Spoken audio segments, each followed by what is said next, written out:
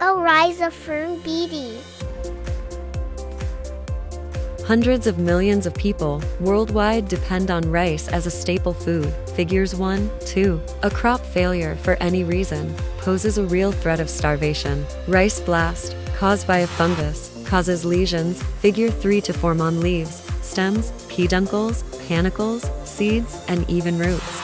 So great is the potential threat for crop failure from this disease that it has been ranked among the most important plant diseases of them all. Other grasses, including crabgrass, are infected with closely related fungi Magnaporthe grisi, Magnaporthe poe, Magnaporthe rhizophila, and Magnaporthe salvini, which cause nearly identical symptoms on their respective hosts. Symptoms and signs. The symptoms of rice blast include lesions that can be found on all parts of the plant, including leaves, leaf collars, necks, panicles, pedicels, and seeds. A recent report shows that even roots can become infected. However, the most common and diagnostic symptom, diamond-shaped lesions, of rice blast occur on the leaves, whereas lesions on the sheaths are relatively rare.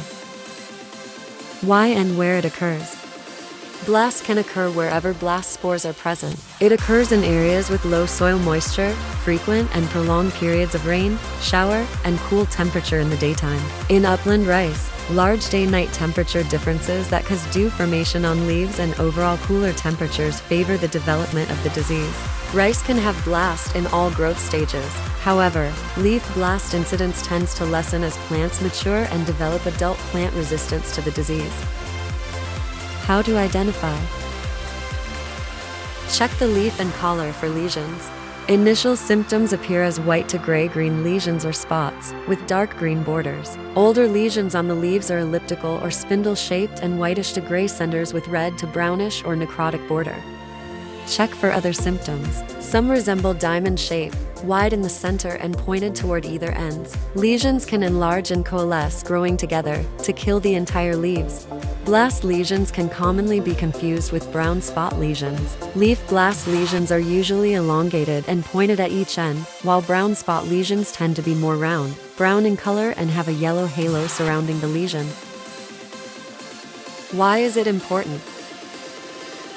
Rice blast is one of the most destructive diseases of rice. A leaf blast infection can kill seedlings or plants up to the tillering stage. At later growth stages, a severe leaf blast infection reduces leaf area for grain fill, reducing grain yield. Leaf blast can kill rice plants at seedling stage and cause yield losses in cases of severe infection. How to manage. The primary control option for blast is to plant resistant varieties.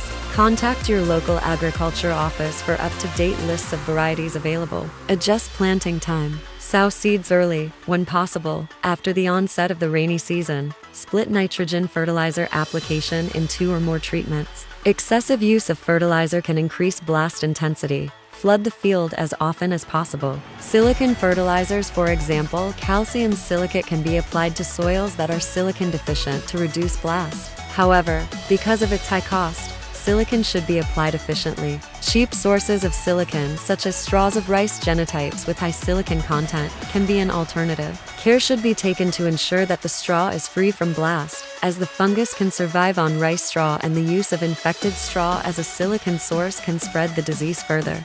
Systemic fungicides like triazoles and strobilurins can be used judiciously for control. To control blast, a fungicide application at heading can be effective in controlling the disease. Thanks for watching. Subscribe our official channel, ORYZA Firm BD.